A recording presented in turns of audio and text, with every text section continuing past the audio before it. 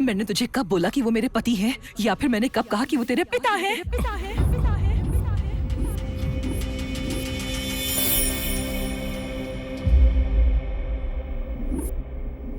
ये है तुझे पैदा करने वाला तेरा बाप, मुझसे शादी करने वाला मेरा पति।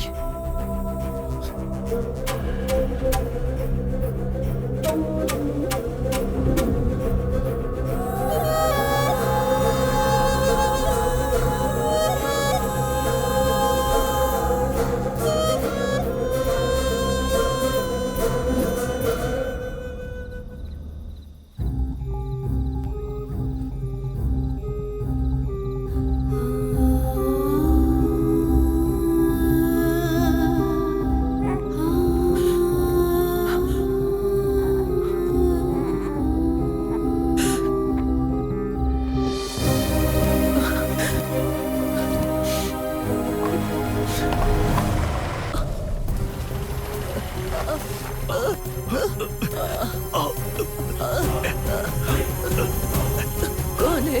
मुझे छोड़ दो, मरने दो मुझे।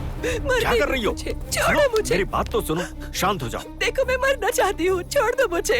देखो मैडम, ये जिंदगी भगवान की दी है, हम ऐसा नहीं कर सकते। जिंदगी में तो तकलीफें आएंगी ही, हमें उनका डटकर सामना करना चाहिए। आत्महत्या तो कायर लोग करते हैं। आज तो आपने मुझे बचा लिया, लेकिन कल मेरी मौत पुलिस वालों के हाथों पक्की है। लेकिन तुमने ऐसा क्या किया है? मेरा नाम शारदा है। मेरी बचपन में ही एक दिवाकर नाम के लड़के से शादी हो गई थी। शादी होने के 1 साल बाद मुझे एक बेटा पैदा हुआ। मेरे पति को काम खत्म होने के बाद जुआ खेलने का बहुत शौक था। खेलते खेलते वो शौक एक बहुत बुरी आदत में बदल गया। उसी की वजह से उनका काम भी छूट गया। पटेल भाई, 5000 खर्चा के लिए दे दो ना। तेरे पास अपनी बीवी को छोड़कर कुछ है क्या? उसी को रखकर कर्जा दे दो ना। थैंक्स गुरु। उस आदत की वजह से उन्होंने मुझे ही गिरवी रख दिया और एक दिन वो अपने दोस्त को घर पर लेकर आए।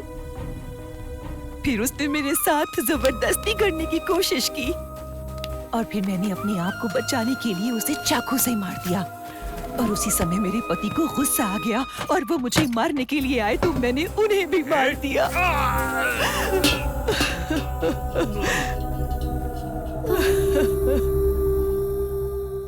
क्या करूं? कुछ समझ में नहीं आ रहा था मुझे।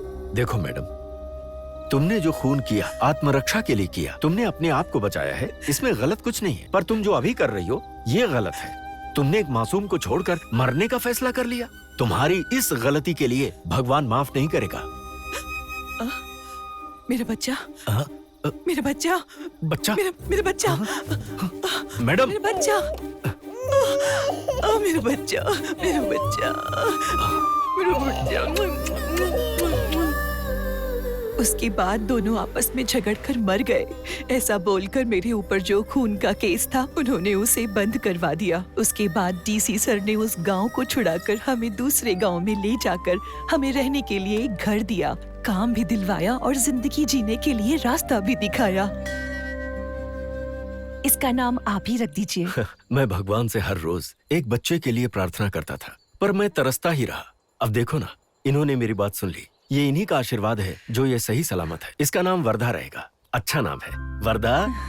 ले ले ले ले ले ले। सर, सर सर सर, एक फोटो ले लीजिए सर। आप बहुत अच्छे लग रहे हैं आपकी फैमिली के साथ। सर प्लीज एक अच्छा फोटो ठीक सर, है। एक फोटो। वर्धा, आजा बेटे आजा। बस ऐसे ही, इस तरह। स्माइल। शारदा जी, देखिए मेरी बात को बुरा मत मानिएगा। जिंदगी में हमें हमेशा ही आगे बढ़ना चाहिए। आप दूसरी शादी कर लीजिए। नहीं सर, अब मैं इसी बच्चे के लिए जीऊंगी। अब ये बच्चा ही मेरे जीवन का सहारा बनेगा। जैसी आपकी मर्जी। आइए। इतना अरे कर रही रुको, है? मैं सारी भाजियां डाल देती हूँ एक ही बार में, सब ले जाओ। अरे दीदी बस करो। हाँ ठीक है। कितना हुआ? अरे तुमसे पैसे थोड़ी लूंगी। नहीं नहीं, ये मैं नहीं कर सकती। अपने पति से कहकर मेरे बेटे को काम दिलवा दोगी तो हिसाब बराबर हो जाएगा। मेरे पति? वही जिला कलेक्टर दिवाकर साहिब जी। अरे आपने गलत समझ लिया, वो मेरे पति नहीं है। क्या वो तेरा पति नहीं है? ग्वार बैंगन के 50 रुपए हो गए हैं, दे दो। मैं तो इतने दिनों से यही समझ रही थी कि वो तेरा पति है। अरे सुनना, तुझसे एक बात कहनी है। क्या दीदी? वो बीच बीच में आते हैं ना जिला कलेक्टर, इसके घर पे, वो इसका पति नहीं है। अच्छा। मैं तो समझ रही थी वो उस जिला कलेक्टर की बीवी है। अच्छा, वैसे इसके पास ऐसा क्या है जो वो आदमी इसके पीछे पड़ा है? अरे बाबा, मुझे तो कुछ दाल में काला लग रहा है। देखो कैसे जा रही है वो बदचलन, ऐसे मासूम बनती है जैसे उसे कुछ पता ही नहीं।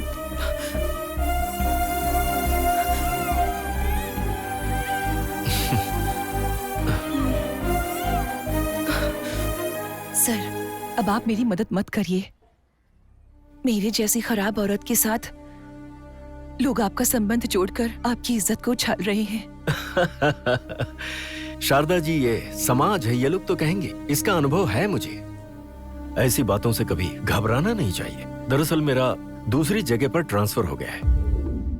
आज शाम को ही मुझे वहां पर जाना होगा।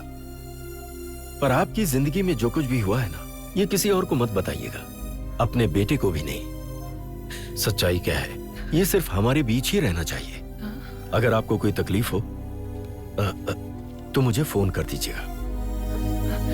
नमस्कार, चलता हूं। उस दिन उस इंसान ने जो शक्ति और हिम्मत दी, उसी वजह से आज तुम इतने बड़े हो पाए हो।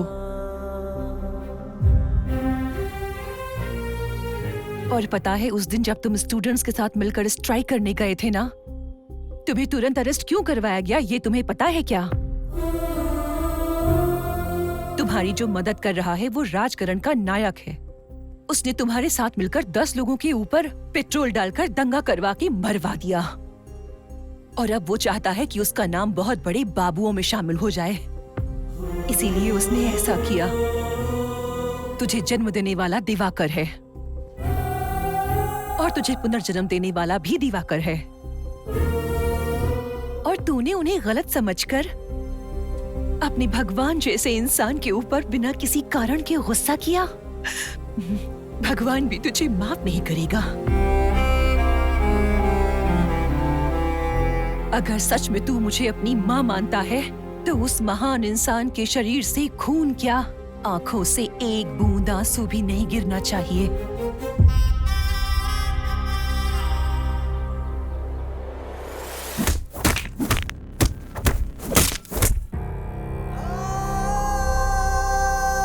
पता नहीं मुझे ऐसा क्यों लग रहा है कि ये आदमी यू टर्न लेगा। मुझे विश्वास नहीं है। चार्ली,